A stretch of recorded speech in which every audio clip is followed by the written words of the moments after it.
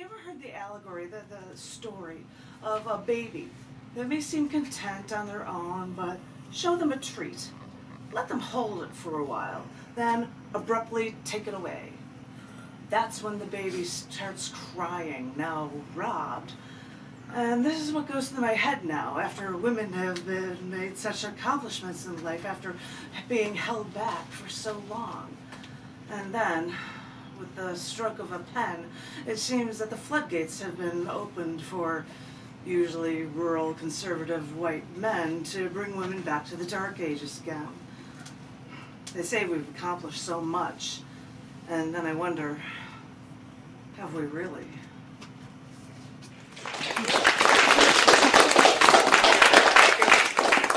It's easier to read from the tablet, but these are all. I have to keep showing it for everybody.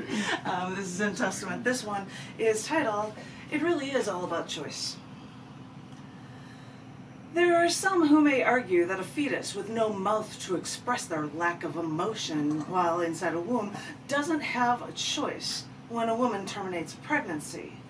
So religiously infused legislators eliminate the choice of the woman, the adult, full-grown, voting woman, to give that choice to something that isn't even born. After Roe v. Wade was overturned, individuals gained their choice back, as press polls indicated that parents with children going to colleges in states supporting restricting women's rights are telling their children they're not going to pay for them to continue school in a state that is so restrictive to women, to adult, full-grown, voting women.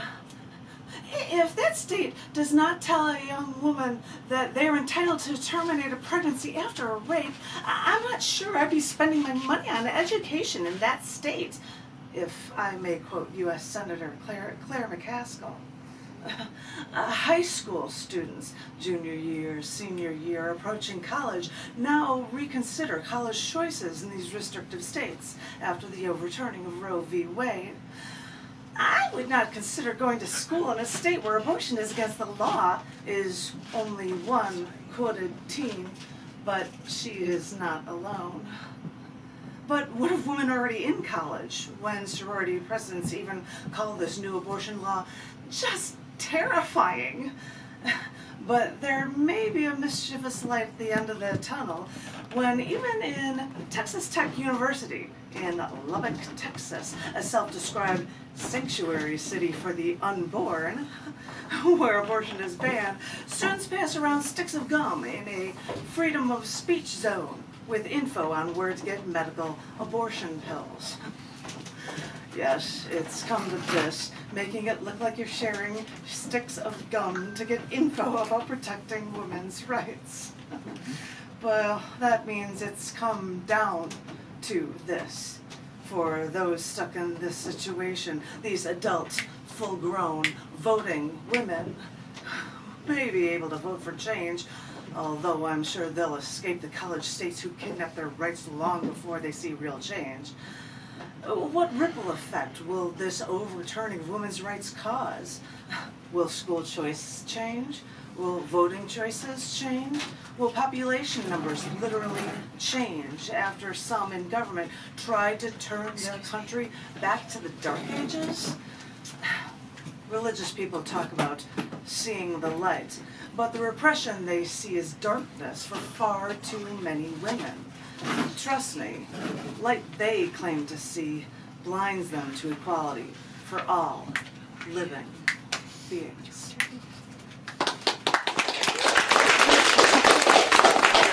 Here's what I'm going to share with you. I did this before. It is not only in the CyberWit.net for Testament, but it is also in the other literary magazine I'm the editor for, CC&D Magazine. This is a January-April 2022 issue collection book titled A Mural of a Forest. A Mural of a Forest is also in Testament, so I have to show off the books that I publish, as well as the ones that other people publish. So, and I see somebody with the camera, and I'm like, uh-oh. Now I'm going to show it. CC&D Magazine was founded in 1993. Wow. The 30-year anniversary just passed. Holy cow. And so I tried to cram in some performance art stuff, so I've got this next poem in this book as well. as what CyberWit did for this in Testament. This poem is titled Key, You See. The world feels heavy when women have carried the weight, excelling at jobs, all while hosting parties where everything seemed to just fall into place as she worked honestly behind the scenes to make everything perfect. In addition to all of this, she still manages household finances, usually better than any man, and cares for a family if she chooses to have one. That's the key, you see. Understanding the news of the world, knowing that her place remains so much larger than anyone can realize. From the insect world through the animal world, women have ruled over their family when matriarchs made sense and flourished. Other species kill their mates after the deed is done. But the beauty is when, without the death of a full-grown male, these queens can then choose how their family can grow. They've managed everything else. They should be able to decide on this until a religious and conservative male-dominated government decides to take those rights away from the female sex.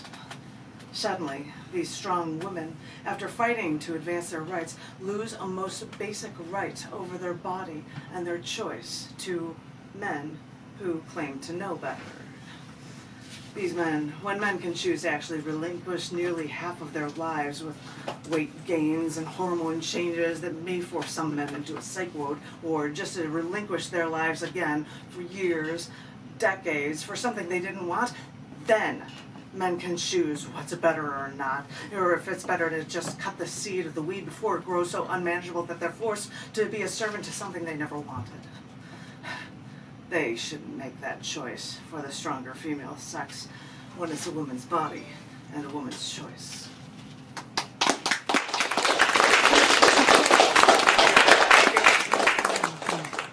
So, yeah, if you wanna, anyone wants to sign in, here's a sign-in sheet for the sign list. Okay, sorry. That's quite all right. And so, dun dun dun, the next poem is titled Jihad Against Free Choice. Bypassing my poli-sci school prerequisites, I'm sure my early U.S. high school history class taught me the 10th Amendment clearly. Powers not stated in this Constitution, quote, are reserved to the states respectively or to the people, unquote. When the United States was founded, that worked, and we were separate nation states until we made a federal reserve, until we mandated a federal income tax. And yes, Congress may have created the U.S. Army, but in Article 1, Section 8, Clause 12, it states, and let me quote, the Congress shall have the power to raise and support armies, but no appropriation of monies to that use shall be for longer term than 2 years. Even though the Civil War armies existed by state, but now war becomes national. My military husband will quickly state that all recruits start their services with terms of 4 to 8 years. So, if we support our Constitution then why do we allow our government to break it by forcing people to serve at a minimum 2 to 4 times longer than they're politically, legally supposed to? My point is that even if the national government breaks its own laws, once they've created national banks, taxation, armies, that is when we lost our autonomy as individual nation states. We're all one now, like it or not, and the overturning of Roe v. Wade explicitly pointed out that choice is just too far for our national government. That power should remain with the states. So yeah, in principle, I get that. I don't like a national government taking my rights away, but Roe v. Wade didn't take our rights away, and after signing this one document that has given go-ahead to let our states try and do that instead, we then learn the Christian Jihad Against Free Choice will try to force their beliefs on everyone and take rights away from over half of its people. Is that how our Constitution is supposed to work? By the people? For the people? For we, the people, don't like one religion trying to tell us what to do. Since the beginning, we've dealt with "In God we trust" on our money, and they changed the Pledge of Allegiance to include "Under God," thanks to Eisenhower, because us Americans were supposed to be better than those godless communists, though I do remember seeing far too many elaborate churches when I visited St. Petersburg. And I'm no history buff, but now that I think about it, let's go back to that First Amendment, and I quote, "Congress shall make no law respecting the establishment of religion." This is before free speech or freedom of the press. And I bring this up, the first words of the First Amendment, because over half of these United States now try to establish their religious beliefs by suppressing the rights of over half the people. Isn't that just one more thing expressly forbidden by our Constitution? And really, I'm no history buff, but it doesn't take much reading to find so many things going wrong after the overturning of Roe v. Wade. It's a shame to think that we need to pass more laws just to get our rights back, because I don't think marches are going to solve this one. Granting rights to rational choices have only come after fighting tyrannical religious dogma for centuries. Our people can't wait that long.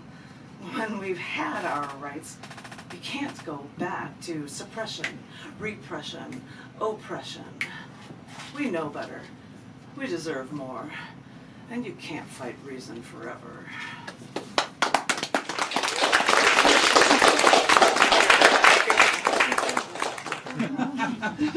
This is from Testament, part 1 of the book Testament. This poem is titled, "Only Considering Women's Rights."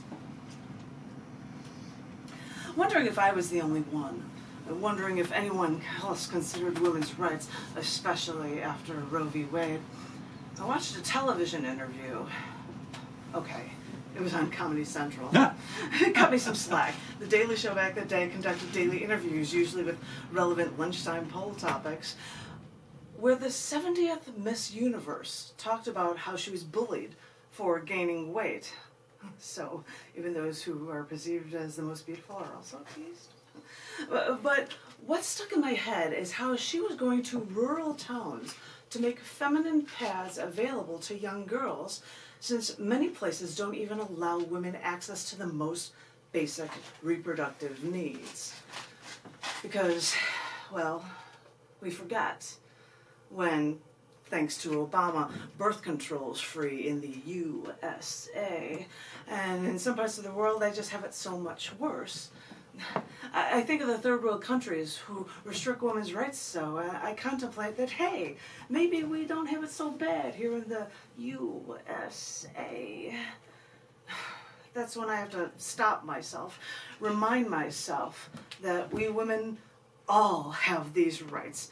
Or wait a minute, we had these rights after fighting for them for far too long in these quote-unquote United States, that if this is supposed to be the land of the free, when rights should be allowed to a full-grown women and not to missed menstrual cycles and not to mistakes, not human life, not living, breathing, voting human beings who do not have a heart, go ahead. Consider dates of fertilization. Don't consider the person hosting cells that may one day be a human being. For these chemical reactions, if they only had a brain with cognitive reasoning, they would beg you to respect the woman first. So, I was watching an interview with Miss Universe. What an outdated symbol for the value of women. A woman from India talking about women's rights, and it made me wonder if I was the only one, wondering if anyone considered women's rights.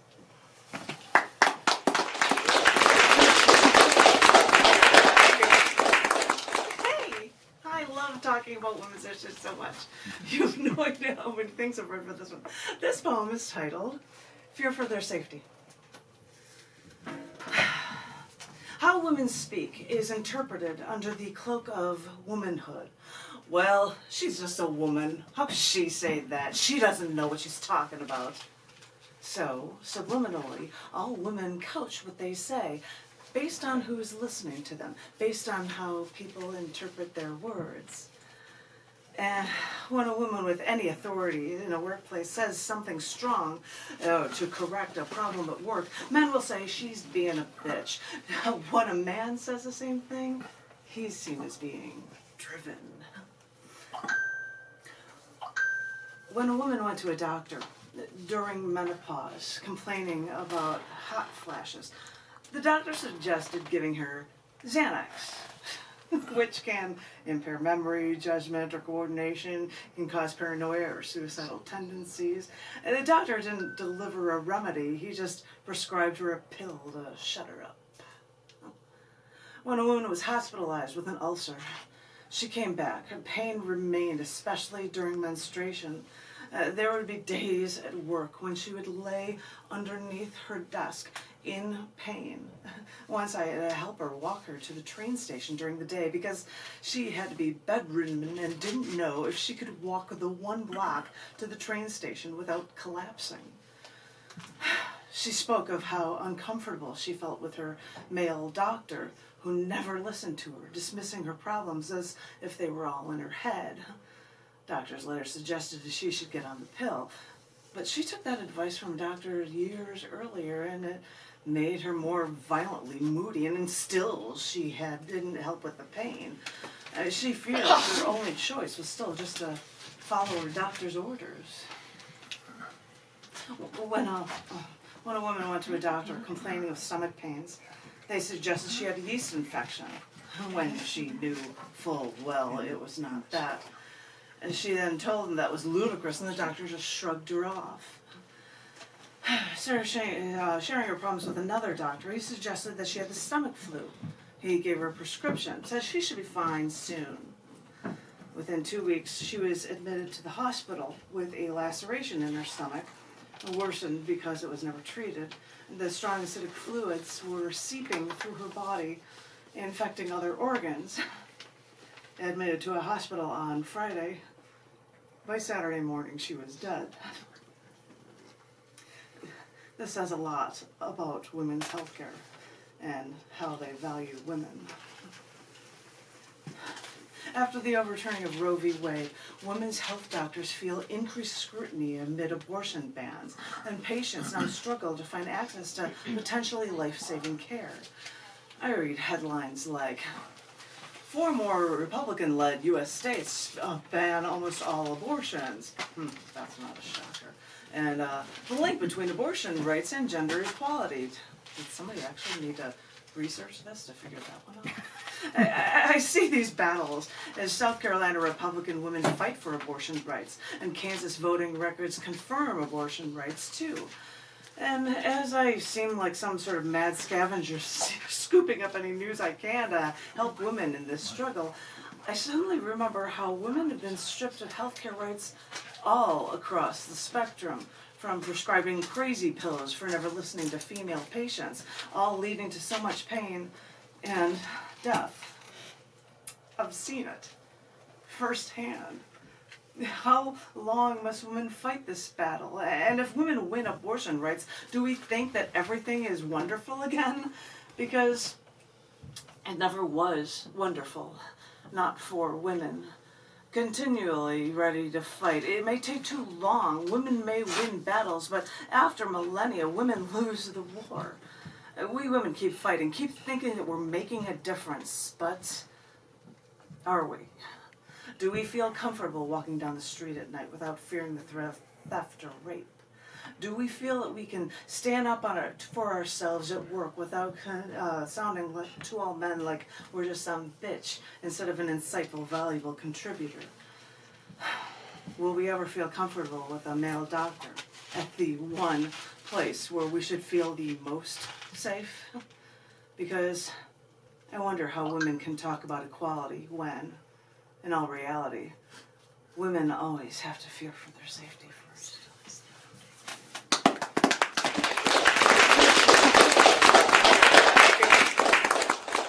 My last poem is, but I'm getting toward, probably maybe 2. I'm trying to look at the length of this. Anyway, this one is titled, Expecting Rights After Losing Rights. Okay, I have heard that peaceful protests can lead to change. I mean, consider this.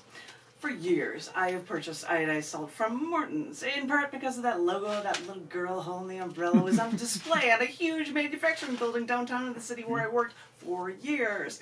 And actually, when a friend of mine from England came and visited, the citizen of the once British Empire, he even photographed that building. But just once, I had to buy iodized salt from Swad because of its logo of Mahatma Gandhi holding his now iconic cane. For it's not that I ever lived through the Salt March in India, but I was in India. I saw that man emblazoned on their money. I saw that march as a statue in New Delhi.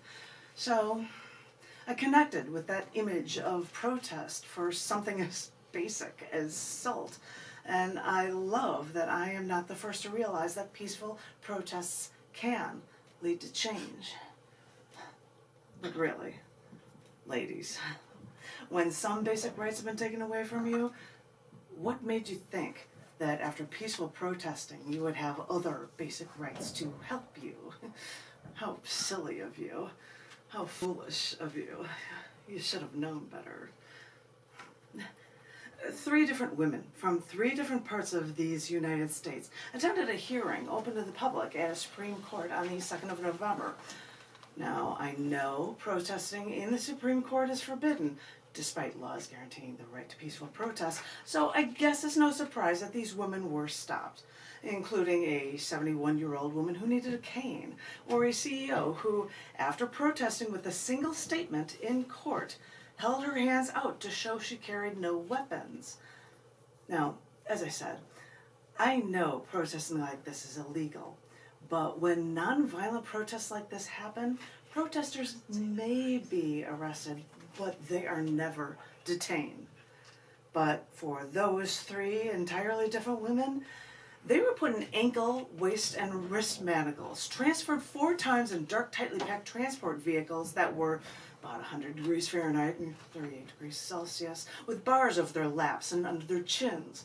They were jailed with no right to counsel, detained overnight in a tiny feces-laden and urine-spattered cells where they had to sit either on a metal toilet or a metal bed frame with no mattress, as bright lights kept them awake all night. Yes, they're looking into their mistreatment, which is more than 30 hours of detention for, that may violate the constitutional and international rights. And yes, it's not like they wanted any iodized salt rubbed into their already festering wounds. And yes, they were let go and were never actually charged. So in some senses, these jailers seem to just be able to do whatever they want. So, really, when it comes down to it, ladies, you should have known better. If these primarily Bible Belt Southerners with that white male supremacy mentality who prefer to repress women can take away some of your rights, then did you really think they let you keep any sense of your own morality if you try to talk back? Because, really, I'm sorry, ladies. You should have known better.